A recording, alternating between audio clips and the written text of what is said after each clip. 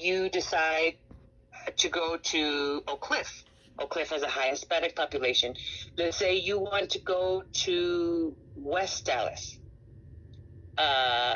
or East Dallas. There's a higher African American population, but there's also a lot of Hispanic population in there, and we are underserved in those areas because the population is African American. Most of the stores, most of the businesses have African American employees, and they don't speak Spanish. So you want to go to an area that needs your service or that is underserved by businesses because they don't have the staff or the resources, or schools. Like you're saying, you want to do a school. Go to the schools that need more Hispanic people that will give your business a chance. So if you want to partner with charter schools, partner with, stuff businesses. And it doesn't have to be a charter school. It can be a tutoring business. It can be, because it's still with education. It's still with servicing parents and children. So it doesn't have to be a school or a charter school. There's private schools. There's tutoring services. There's GED classes. There's all of these things. And, you had a question there also that said who to partner with. Partner with LULAC. Partner with Catholic Charities. Because you have to market yourself, and they will market you too, because the best way, and I know that you probably know, in our community, the best way to get your business out there is by word of mouth. Oh, yeah. It is word of mouth. It is not going to be commercials.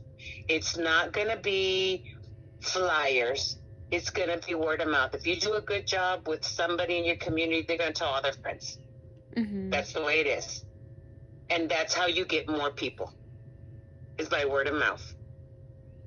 Marketing is going to be nice. It's going to be nice to have business cards. It's going to be nice to have flyers and stuff like that. But let's be honest. Look at your parents or your grandparents. How many times do they get a flyer and they're like, oh, yes, let's call this person? Yeah. No. What do? They call tu tía. They call, oye, ¿no sabes alguien que hace esto? No. Yeah. Word of mouth. Partner, get a notary, because they always need notaries, and they don't have enough, people that can notarize English and Spanish documents.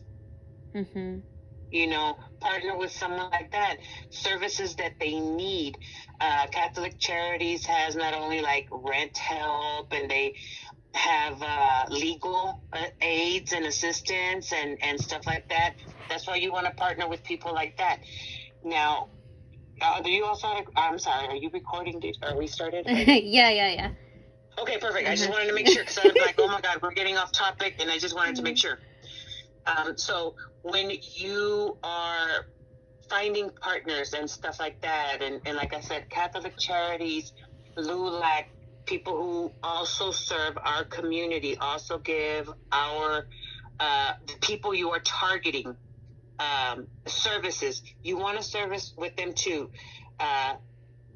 Charging for just a translation, like a person translation, a phone call, I don't know if anybody would pay for that. But if you have notaries and translation of legal documents, translation of notary documents, letters that say, give notice of proof of residence, stuff like that. That's what you would charge for, not to help a person translate a phone call or a if it's a something that has to do with business. Yes. If it's something like, oh, my kid got in trouble, can you help me? You probably wouldn't. So you have to know where the balance is and what would be marketable. Again, you would translate, you would charge, like, to translate all the documents you translate. That's what you would charge for. Notarizing, legal stuff. But like I said, translating for a phone call because they didn't understand, no. Now, training to work technology would be marketable, and I'm going to tell you why. What you would do is you would make it a class. They would come once or twice a week for 5-6 weeks and take a course on Google Class, on how to, turn on and turn off computers, how to send emails, how to receive emails, how to open Adobe Acrobat, how to sign in Adobe, documents like that. So you'll be teaching them all these basic skills, right? That you would charge for, but it would be a course, because if you charge just for one time teaching them, they're not going to do it. Because again, it's culturally, look at it, what we want something that is worth our money. And if it's a one-time thing, nomás va a ser una vez and no vale la pena. Do you understand? Yeah. And if you're saying, okay, I'm going to teach you how to use the tools that your student is using in school, how to make sure you can check their grades, how to make sure you can help them with homework, how to use Zoom, how to use the class link, how to use Google Docs, how to use, and you make it a course over 3 or 4 or 5 weeks, however long, depending on what you're showing, they would be more likely to pay for something like that because they think they're getting more bang for their buck than for one time teaching them this. And when we learn by repeat. So let's say 1 week you're teaching Google Docs, the next week you review Google Docs, but then you teach them how to do Zoom. So then the following week you review Google Docs, you review Zoom, but now you teach them how to use whatever else you're using. Because we learn by repeat. And that, again, our community, our people, we don't like to say we don't know. Oh, okay. We don't like to ask for help. We don't like to say we don't know. So if you teach it like that, they're getting the repeat. It's like teaching children. You're repeating what you've already taught them, and they're more likely to get what you're teaching. I'm sorry. I'm so off topic probably. No, you're doing great. Sorry. No, I think it makes sense because it really helps that we come from like that community where like it's cool to know that like how I grew up really helps me think about this business, because I think about my parents and what they've been through and like what they needed help with, and so far and struggles and their struggles, and like I said, everything I tell you is because I've seen it. My mother was born here, so she didn't struggle, but my father was born in Mexico. My husband is from Mexico, so I see the struggles. I see how hard it is for our community to get the same services as other communities get, just like, do you understand, just off the bat. We don't get it, and we're underserved. Why? Because we don't know, and because we don't like to ask for help. I forgot what I was gonna ask you. It's okay. I won't interrupt, I promise. Oh, yeah. So I know that you were telling me, I just didn't get to get on the recording, how you do it like word for word, and then like it has to do a lot with trust, because these parents come in like concerned, like for every reason that their student is in trouble or they're struggling. um Mm-hmm. and so I was gonna ask you, like, what happens in those cases where can you tell when a parent doesn't trust you? Yes. Oh, yes. You can tell right off the bat when you are trusted and when you are not. What I do is try to put the parent at ease. Okay, it doesn't matter if the kid is in trouble, or if we're just having an ARD, or it's just going over. I want the first thing I let the parents know is I greet them. You greet them like you greet everybody else. Mm-hmm. You know, hey, how are you? How was your drive up here? You know, how's, oh my gosh, it's so cold, oh, how are you, doing right now? How's the family doing? Is everybody okay? Please stay safe, stuff like that. Anything you say extra is always going to build a rapport with that parent. Mm-hmm. What I do, as soon as, if I'm translating in an ARD, I greet the parent. I let the parent know exactly who I am and what my role is there. I tell them that I work in the special education department, that if they have any questions about what happens in the meeting afterwards, they can always call me, and I might not know the answer, but I will make sure that I get the answer for them. Mm-hmm. So before we even start, I'm letting them know, hey, we're going to talk about a lot of things. You can stop me and you can ask questions at any time. Please, I say, please stop us. We are here to serve you and your child. We are here to help you and your child. We want to make sure that your child gets the most help and the best services and the best education that we can give them. So if you have a concern or you have a question or you don't understand anything, stop us. Stop us and ask. Don't, that's what we're here for. We're here to serve you and your child. I always let them know that that's what we're there for. And they seem to, relax and seem to be like, okay. And if we're in a meeting and I'm going through stuff, and I know there's parts that are really difficult for parents to understand because they don't understand the verbiage, the words I'm using, because they don't hear them often. Mm-hmm. So I will stop and I will tell the person who is going through maybe a goal or an objective, or maybe we're going through a plan and it's got all of these words that they're not used to. I would be like, okay, hold on. Can we pause right here? I'm going to ask mom to make sure she understood when I say this. Mm-hmm. And they're like, okay. So then I'll tell her, and then I'm like, did you understand? And most times they're saying yes, and I'm like, are you sure? I said, because, this is what this means, and this is what this means.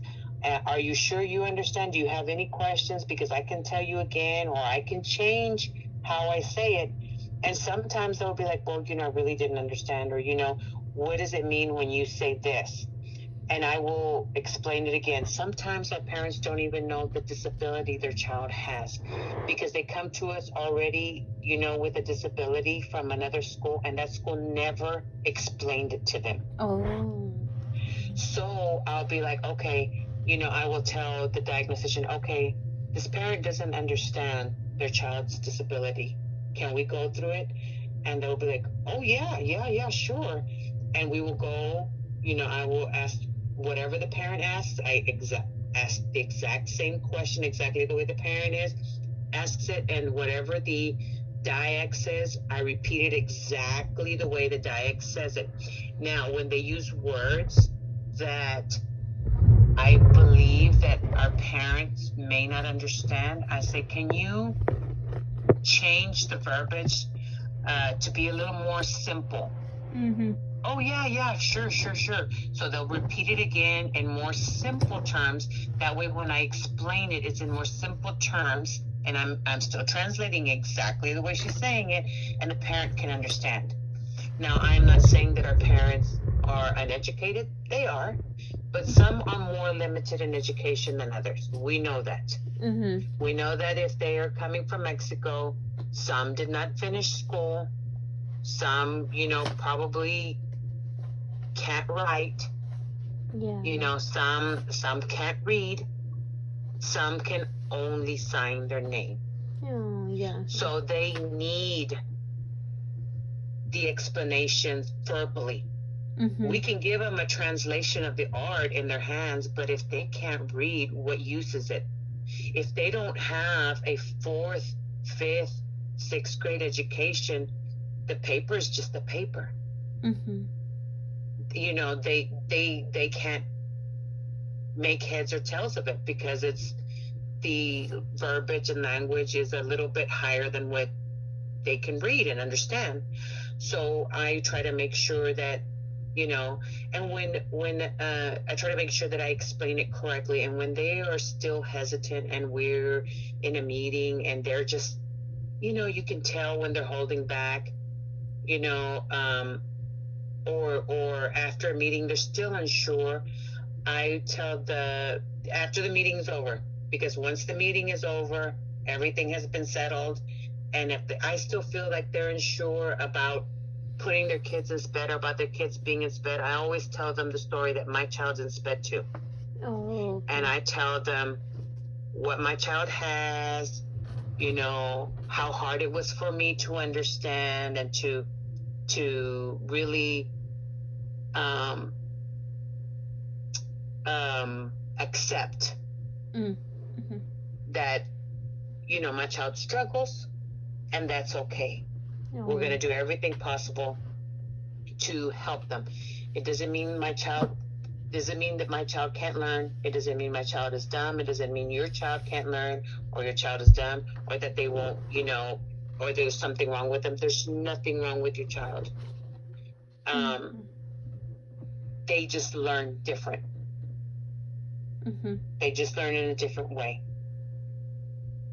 So that's exactly, and then they're like, oh, for real? Yes, my child's in SPED 2 and they struggle this way and she's doing a whole lot better, but it takes time. You got to find things that work and they're like, oh, okay. And then they're like, oh, okay. Sometimes I build too good of a rapport with some of them because then they feel like they can call me with any problem that they have at school. Oh, okay. And then I'm like, oh, I can't help you with that. You've really got to call the principal first, or you really need to talk to the teacher first. Once you talk to the teacher, if the teacher doesn't, resolve your problem, then you go to the principal and you go from there. I said, but I cannot help you with that. And then they're like, oh, okay. They trust me so much that they call me for everything, and it's like I can't help you with that. Yeah, and I think that goes with the question that I sent you about if you're like your customer service towards the parents ever gets you to make a connection that's more than just like Yes. administrator and so Yes. it's more than that. Yeah, I mean, sometimes, especially with your customer service, if your customer service skills are where you would like them to be and where the parent is comfortable, you will build a rapport with that parent. And like I said, once you build a rapport with that parent, that's going to be your best marketing, because then that parent will send other parents to come to your service. No, ahí te van a atender, ahí te van a explicar todo, no te preocupes, ahí te van a traducir todo lo que tú necesitas, ahí, that's why that would be your best marketing. It's always word of mouth. And like I said, we know by experience. We don't ever get a flyer and we're like, oh, I should call these people or your mom or your tia. No. What's the first thing they do? They call some, hey, ¿no sabes de alguien que hace esto y esto? ¿No sabes de alguien que do you know somebody who will translate? Do you know somebody who's a notary? Do you know somebody who, and they go by who's treated people the best? you don't know of a lawyer, you don't know of somebody who can help me with this, you don't know, and it's word of mouth. It's word of mouth. And once you, like I said, build a rapport with some of these parents and or with some people, people will come. And we have that issue in SPED with our parents because we built such a good rapport with our parents that they would go back to the schools where their kids were at before and talk to their friends that they had before, and they would bring their SPED kids. And we had such a big jump in SPED numbers. I'm like, where are all of these kids coming from? And it would be word of mouth. People telling their friends, no, pues me dijo mi amiga que ustedes los atendían bien, que les ponían más atención, you know. In the classroom, it was, you know, smaller classrooms, more attention, more one-on-one, and that's what they want. They don't get that in the bigger ISDs. So yeah, once you build, like I said, once you build your company with employees that have the same vision as you do and want the same things for your community as you do, as the people you are servicing it, as they have the same vision, you and your employees will build a rapport, and the best marketing will be those people that you serve. You won't have to have commercials. You won't have to have this. And like I said before, if you partner with like LULAC and Catholic Charities, because they also provide services to the people you are trying to serve, and you make it more of a community thing. Do community GED classes, do community, like you said, technology. It doesn't have to be free, or you could partner with a college who will do the free GED classes in your building, but you guys offer translation services for whatever else. Do you understand? So once you have the parents there in your building and they're getting that service with the GED, they know that in that building they can also have their documents translated. They can have a notary public there. They can have other services, whatever other services you're trying to offer in the same building. They're already there. Why not take your stuff there? Yeah. Offer tutoring for these kids who are struggling, you know, get the tutoring in there as well.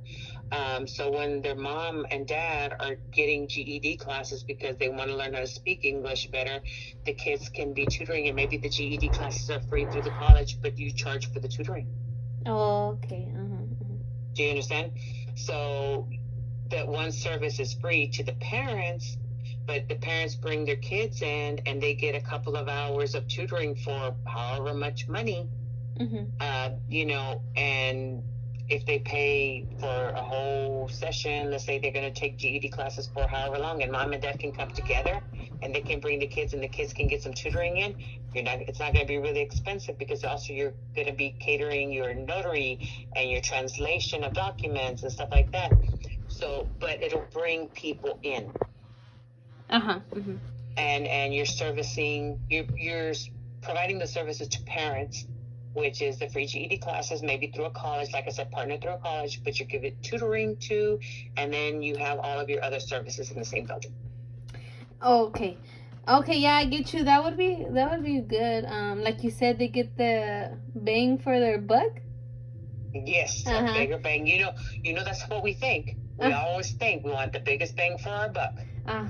And so let's say they're paying for the tutoring for the kids, but they get free GED classes because you partnered with the college. The college already gives the free. You're just letting them use a space in your building.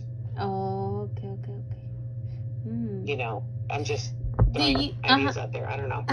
No, thank you. It's just things that people don't think about. Yeah. That would help.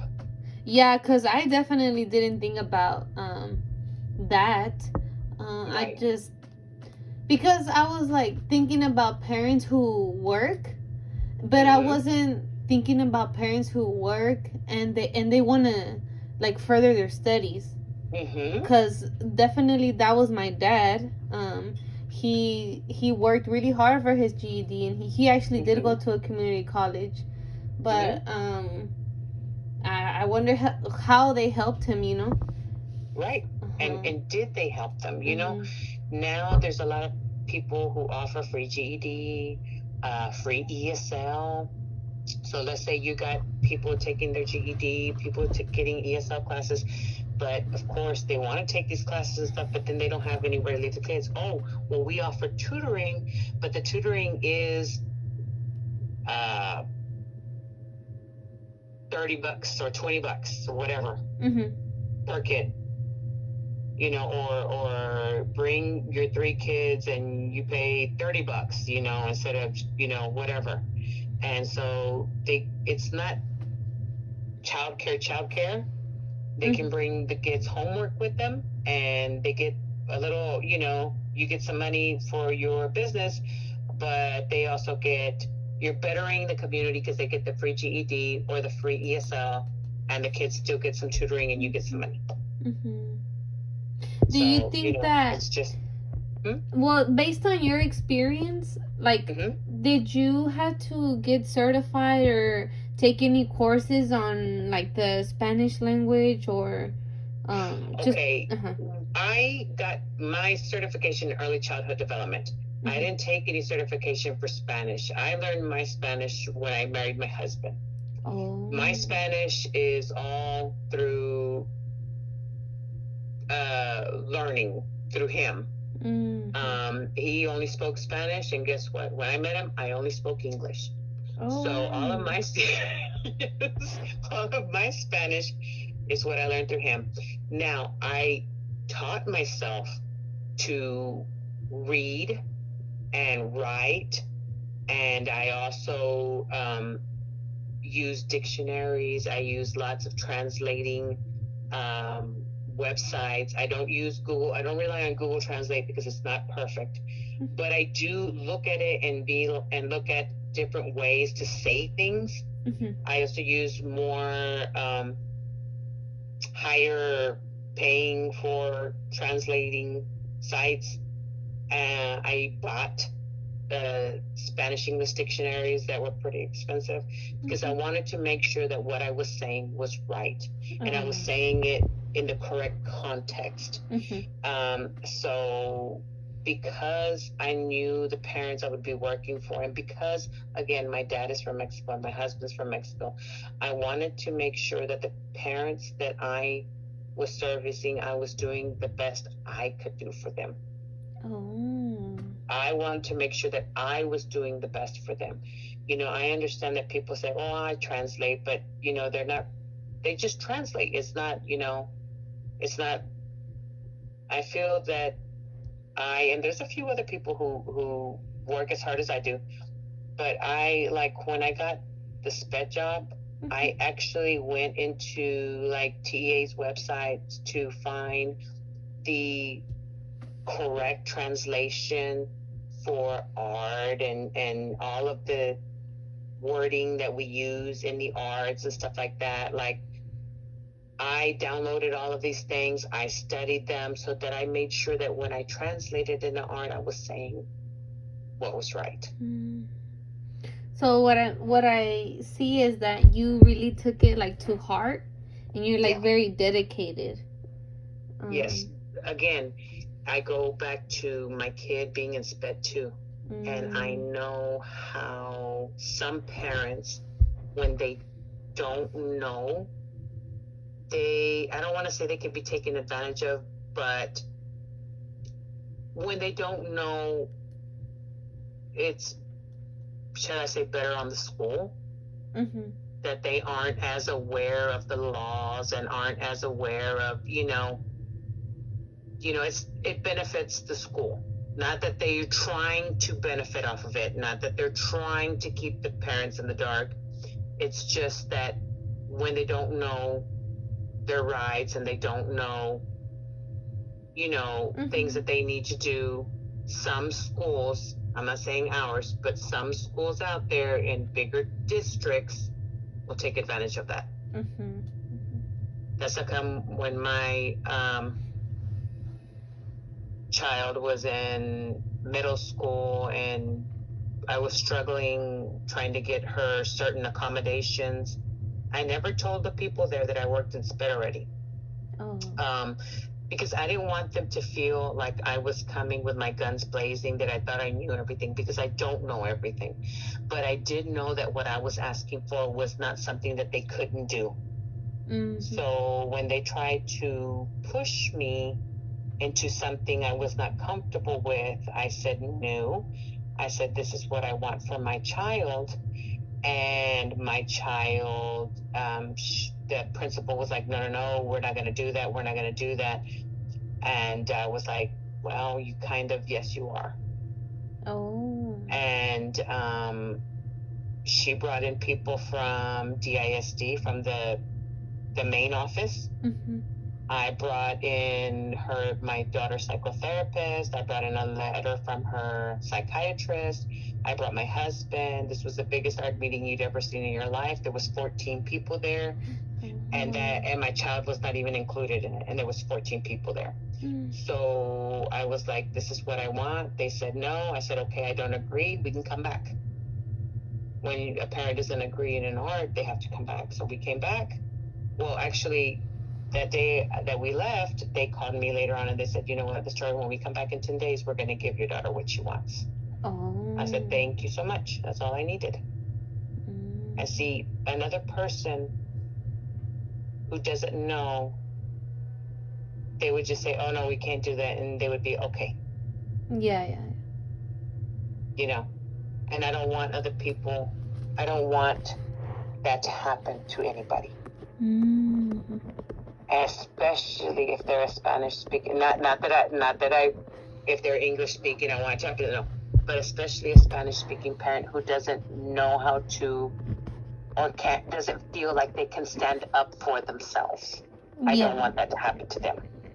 Mm-hmm. Because I've personally felt that, where my mom doesn't, she can stand up for herself when it's in Spanish setting, but once it's English, it's a little bit frightening, and that's where she calls me and she's like, well, what are they saying?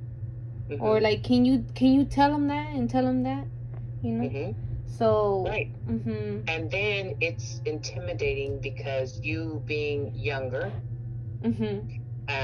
It can be intimidating for someone who doesn't know to speak and say, no, this is what we want. No, this is what we need to happen. No, this is, mm-hmm. It's hard. Mm-hmm. It's hard to stand up and advocate for yourself when the language is a barrier. Mm-hmm. It is. It's very difficult. It's super, super difficult. I had a friend once who was purchasing a property and a mobile home from someone, and because she didn't have the language and because it was harder for her, I felt that they took advantage of her, and they only awarded her the property. They took the mobile home away when she had been paying for it for like 15 years. Oh, wow. Yeah, it's hard. It's hard. It's hard it's hard to feel like people take advantage of you because there is a language barrier. Mm-hmm. Because you're not understood, because you're not fully able to express yourself the way you would normally if you had the English language. If you could express yourself in English to a judge, to a lawyer, to a person that you were an administrator, a principal, it's harder for these parents to express themselves, as much as they would like to. It's just difficult. It's hard. Mm-hmm. And if you don't get a translator who does it word for word, how do you know what you're getting? Yeah. How do you know what they're saying? Mm-hmm. So it's hard. Do you think that this could be beneficial even after, like, even after this pandemic? I think it would be even more beneficial after Oh. this pandemic. And I'm going to tell you why. Because right now, if you're going by the technology and helping them learn how to get into the technology, how to check the child's homework, how to do Zoom, imagine after the pandemic where this is going to be, I believe that after this pandemic, after this has settled, I don't think it'll ever be gone, but after this is settled, I believe that schools will use technology more and use it as a gateway to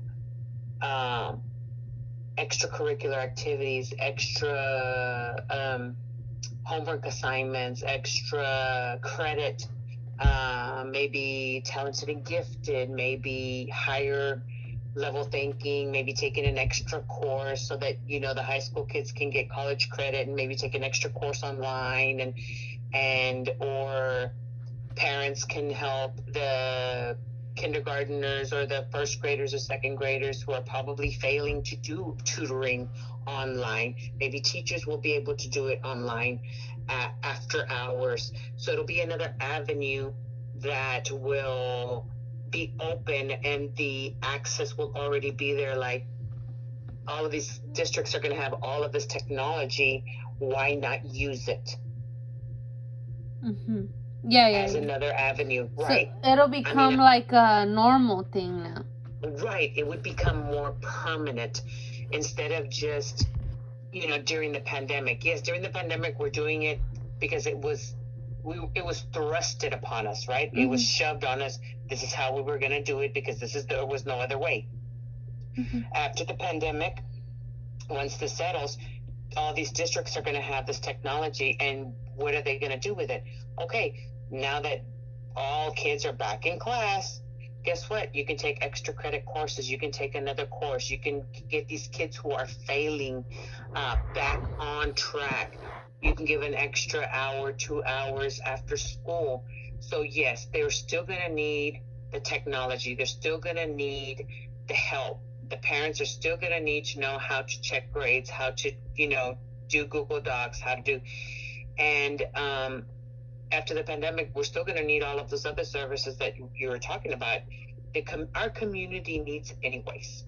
Mm-hmm. Think about it. How many businesses do you know do what you're talking about? Yeah, not many. I mean, there's probably are translating, but probably only translation of documents. There are notaries, but probably only notarize.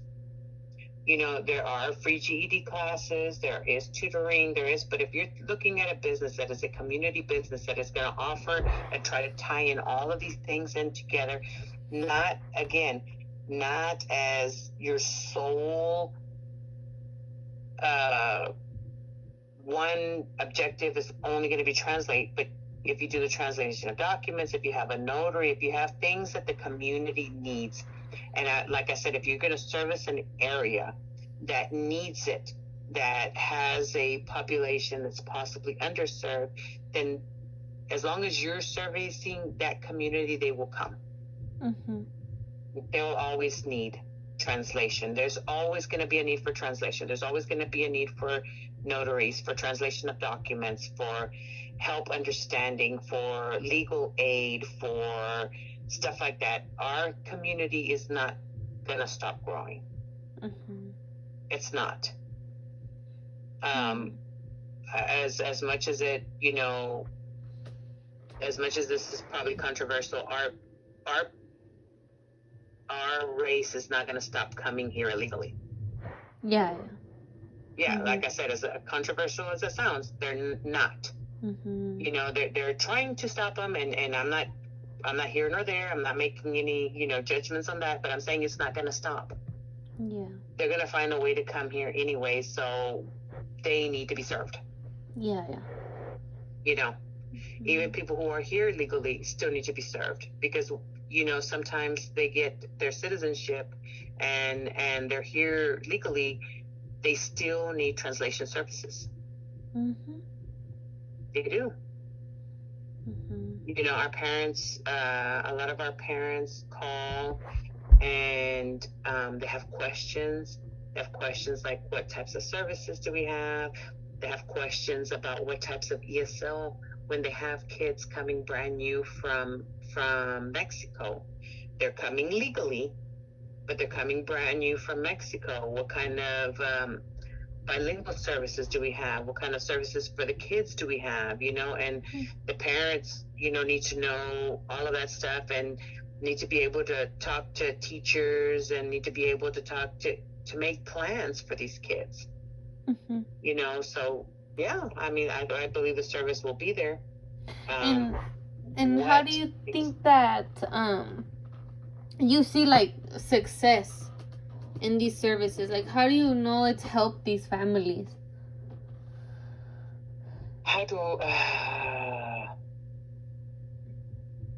Well, I mean, it depends on how you measure success. I would believe success would be measured if, again, by word of mouth, more and more people are coming. That means you're doing something right. If more and more people are coming, you're doing something right. If you are giving or offering them something they cannot find, they cannot readily find, or it's not readily available to them, they will come. It's just finding exactly what that is, and how much they are willing to pay for it.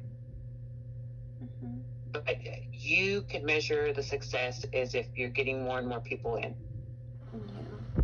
to come to your business and come to, because you're offering something that they can't find somewhere else. And they're like grateful with you? Yes. I mean, I had a parent once whose child was diagnosed AU, autism. And she took it really hard. She kind of didn't want to believe it. It took a lot of talking to her. Now, I was translating for the LSSP, which is the licensed school psychologist. I was translating for her what the conversations between both of them. And I could tell that this parent was asking, like, well, why does this happen, and why is he like this, and why? But she didn't ask the question. I knew she wanted to know. So I was telling the LSP, I said, she keeps asking these questions. I said, I think she thinks she did something to cause him to be like this. She's like, you know what? I think you're right. I think that she is asking all these questions like, why did this happen? Why is this? Why? But she wouldn't ask, if she had done something. So I was like, maybe you should just suggest that she didn't do anything on your next meeting, because we were talking after we had met with her. So the next meeting, the parent came, and she was asking, what causes this? What does this, and, because they were training her on how to cope with her child, and, because they're difficult, they can have difficulties with change and stuff like that. And I said, she's asking why, and she looked at me, and I looked at her, and she was like, tell Mom that she did absolutely nothing wrong. Nothing she did has to do with why he has autism. So when I told Mom started crying. No. She was crying because she was like, I just thought maybe I did something during my pregnancy. Maybe I took some medicine. And I was translating, and she was like, no, you did absolutely nothing. Nobody knows why this happens. It's nothing you do, nothing you eat, nothing that happens to you, nothing that you take medically, nothing. There is no proof that anything you did made your child this way. And she cried for like 2 hours because she thought she had done something wrong, that it was her fault that her child was like this. So, okay, fast forward after that. I saw her a couple of times outside of work, and she would come up and she was like, "Oh my gosh, thank you so much." And I was like, "I didn't do anything." But she's like, "No, no, no, thank you so much. Yeah, really put me at ease. I blamed myself. I thought that it was my fault, and I didn't know what I could do, and y'all helped me." And I was like, well, I was like, "It's nothing I did." And she was like, "No, no, no, but you helped me understand you." And she was so grateful. Every time I see her, because I still see her every once in a while, she lives there in Oak Cliff. She's like, "Oh my God, thank you so much. Thank you so much." And she's so grateful. And her child, oh my God, he still goes to our school. He's growing. He's amazing. But, she is just so grateful. Anytime she sees me, even inside the building, outside the building, she's so grateful. She comes up to me, she shakes my hand. She's so thankful. It's like amazing. His parents are amazing. And like I said, when parents feel like they can call you, like they'll call me before they even call the school. They'll call me before they call teachers. They'll call me because I guess I built that rapport, and it's like they trust me. They trust me that what I'm going to say is going to be the truth of what it is, because I'm always like, "Maybe I don't know. Let me call and let me figure it out." Or they'll be like, "Well, this is going on." I said, "Well, do you want to have a meeting?" "Well, I think we should have a meeting so that we can." I said, "Okay, let me go ahead and get someone to call you. They might not call you today because it's late, but we'll be called within 2 or 3 days to make sure that the meeting is like, okay. And I always follow through. I'll call, "Hey, did you already schedule this meeting? Hey, remember that mom? She wanted this meeting. Did you already schedule it?" And I always follow through. Make sure that what you say is going to happen happens. Because that's how you build trust. If I say that the parent's going to be called within 2 or 3 days, if they don't call her within 2 or 3 days, I call her. I'm like, "Hey, I haven't forgotten you. I told you that they would call you, but this and this and this happened, but we're going to call you. Just, I'm just giving you an update." So I make sure that if they didn't call her, I did. Oh, okay. Follow through. Always follow through with what you say you're going to do. If I say that she's going to get a phone call within 2 days, she's going to get a phone call within 2 days, even if it's by me. I'm going to follow through. I'm going to make sure that she gets a call. If a parent is asking, what, can the teacher call me, or my child, this is what happened. I don't know what happened at school. Okay, let me call the principal, and I'll make sure somebody calls you. Okay, I let a day or two go by, and I call the principal and myself, and I'm like, "Hey, did you call this parent?" "Oh, yeah, I already talked to her." Or, no, I haven't." I said, "Okay, I'm going to go ahead and give her a call and tell her that you're still on her, she's still on your schedule, just to make sure." They're like, okay. So then I'll call the parent, like, "Hey, she's going to call you. She's still doing whatever, but she's got you on her calendar to call you." Okay. Follow through. Whatever you say you're going to do. If you promise a phone call, follow through. I always make sure whoever I say is going to call, calls them. Okay. I always write stuff down. I said so-and-so was going to call within this day, and then I'm calling them, "Hey, did you call? Hey, did you remember? Hey, did you?" And I remind people, and they do, and they call, and that's how you build a rapport with these parents. Is if I say someone's going to call them, they're going to get a call. Even if it's by me, because they're busy, something happened, they're still investigating, whatever, I make sure I call them and give them an update. This is what's going on. This is what they're doing. You're still going to get a call. Oh, okay. And I do it even with my English-speaking parents, not just my Spanish, all of them. If I say that I'm going to make sure that they get a call, they get a call. Follow through. That's how you build the best rapport with these parents, is that if I tell you this is what's going to happen, that needs to happen. And I don't ever put somebody, or I never say, "Oh yeah, we're going to do this," if I don't absolutely know we can do it. So I don't ever make promises. I don't ever make promises to anyone. And when they ask me a question, if I don't know, I say, "I don't know." because a lot of people don't like to say, they don't like to say they don't know because they don't want other people to think, oh, she doesn't know anything. No.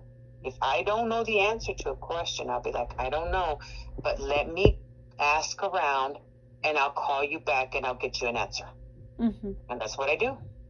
Mm-hmm. That's what I do. It's okay to say, I don't know. Mm-hmm. A lot of people don't like to say that, but I do say, I don't know. I really don't know, but let me find out for you. Mm-hmm. Or if it's something like,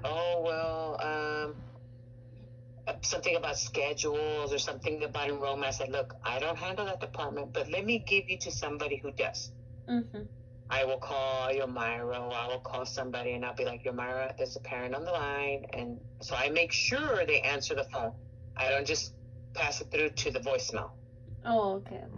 I want to make sure that if I'm handling it, that I give them a person to speak to. Oh, mm-hmm. That way they're not thinking, they're just giving me to a voicemail. That person's never going to call back. Because sometimes people get busy and they don't call back. Yeah. So I want to make sure that whatever I say, I follow through. Mm-hmm. Do you think that's like a skill that is needed other than being bilingual? I mean, following through, being organized, being detail-oriented, stuff like that. You need the skills that help with, and you need people skills. You gotta know how to talk to people. You are very educated and are very book-wise, but you are not socially capable of speaking to people and, asking them how their day is and really being invested, then, maybe you shouldn't be the person that speaks to the parent, but maybe you're somebody who can work in the background. Oh, okay. Uh-huh. Yeah. So if you hire people that are comfortable speaking, comfortable getting to know people, because it's going to be part of what you need to do, getting to know these people, then you're going to do well. You need to be organized. You got to be detail-oriented, especially if you're going to be translating documents. Documents have to be translated correctly. And also in a way to where parents understand them. Mm-hmm. So a skill that you can have besides being bilingual is being punctual. If you set a time that you're going to meet someone, be there at that time. If you have appointments, make sure that you leave enough time between one appointment and another, so that if one runs long, you're not leaving your other appointment to wait. Mm-hmm. So just being detailed, being punctual, being friendly, kind, honest, just the normal things that people want. Mm-hmm. I guess I just, like I said, I just follow through. I'm very detailed in my job. I follow through. If I say something, I try to make sure that that's what happens. If I don't know something, I say I don't know. But I do find answers for them, because I don't have all the answers. Mm-hmm. And I don't ever try to act like I know everything, because I don't. So I'll be like, you know what, I don't know, but let me ask so-and-so and I'll call you back. And if I say I'm going to call back, I call back. Even if I didn't get the answer, I call back. Mm-hmm. To make sure that they know, okay, she really does care. She really is going to follow through with what she says she's going to do. And that's how come they always call me back. And they call me, even if it's not something that has to do with SPED or my department. I'm like, oh, I'm so sorry, I can't help you with that. But let me transfer you to somebody who can. Or, hey, did you talk to the principal? Did you talk to the teacher? Because, then they call me about problems, and I'm like, I can't help you with that. That is a campus person has to help you with that. So then I'll be like, I'll call the receptionist, hey, this person needs to speak to the principal. Can you transfer her? And they'll, say, oh, well, she's in a meeting or whatever. And then I'll be like, okay, we'll just transfer her, get her information. I'll give you her information. And I just make sure. And then I'll call the principal. I'll try to call the principal, or I'll email them, hey, just want to make sure that you got in touch with so-and-so. She was having issues with this. And they'll be like, oh, yeah, I did, or whatever. And that's it. As long as they did what they had to do, then I'm done. So yeah. And for the last question, so what do you think overall about this business? I believe that this would be something that is needed. I do believe that the Spanish-speaking community is underserved. There is a lot of resources out there, but if you don't know about the resources, it's like if they didn't exist. Oh, okay. So if your business also was a means of bringing in these resources or making these resources known, besides what you do and besides the money you make, if you had all of these other resources available, or information about these other resources available that will also bring people to come in because, hey, they help you with this and this, but they also know about this and this. So, if you go and talk to them, they can tell you how to do this, and they can tell you how to get this, and they can tell you how to get help with this. So being also a means of information for the Hispanic community or the Spanish-speaking community would be a big help. Because, again, if you don't know those services exist, they don't exist. Yeah. If you don't know that WIC or Medicaid or Part-10 has a program or something, if you don't know about the programs, that they don't exist. It's like you're blind. If you don't know about it, you're still blind.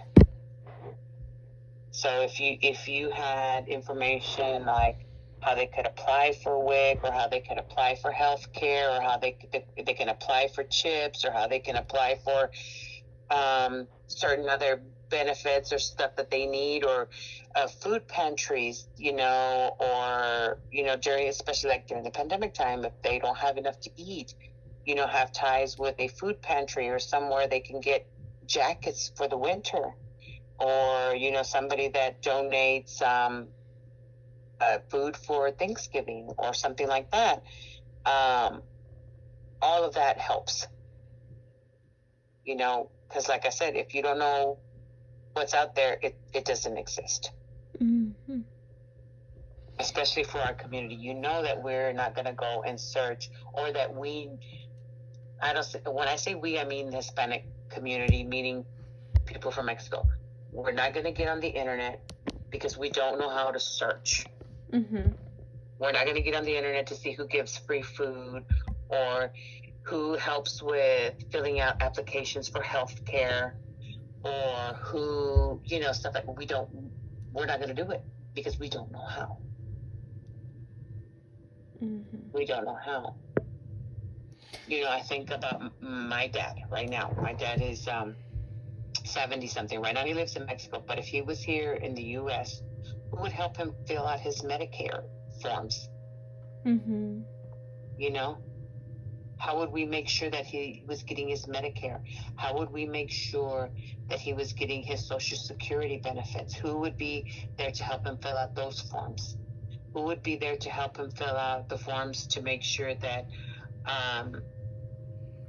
that when he passes away, his will, make sure that he goes and makes a will, not that fill it out on our benefit, but make sure that he knows that he can have a living will, and that this is how you do it. These are the forms you fill out. This is what you have to do. It's hard. It's harder for people who come from other countries to know about these things and get help to fill them out. Like the Obamacare, the insurance, Who helps these people fill out these forms? There's so many people who don't have health care because they don't know how to get it. Yeah. Oh, but it's Obamacare. You can go in. Yeah, you can go. But the first thing that they think is what? ¿Y si no hay alguien que habla español? Yep. You know it. The first thing that comes to their mind, what if there's nobody there who speaks Spanish? That's what it is. Yeah. Mm-hmm. And I think that's really what I hope to do one day in my career, is really be that person who's like, okay, aquí estoy para ayudarlos. Right? Mm-hmm. Yes. So yeah, I really if hope. you get it, like you said, if you get a staff of a few people and you're able to serve, they can bring their applications, they can bring the forms they need filled out, they can bring and pay minimal, but when they need documents, ya cobras más, or when they need notary, ya cobras otra cosa. But they need the help. And your kids can only help you so much. Mm-hmm. What if you don't have kids? What if you're here by yourself? It's hard. Yeah. It is. And what you're thinking, if you are really thinking about doing this would help a lot of people. A lot of people, that. I mean, our race has so many different levels of education, so many different levels of poverty and richness, so many different levels of education, so many different levels or so many different generations of being in this country. Mm-hmm. So they need all different kinds of levels of help. Yeah.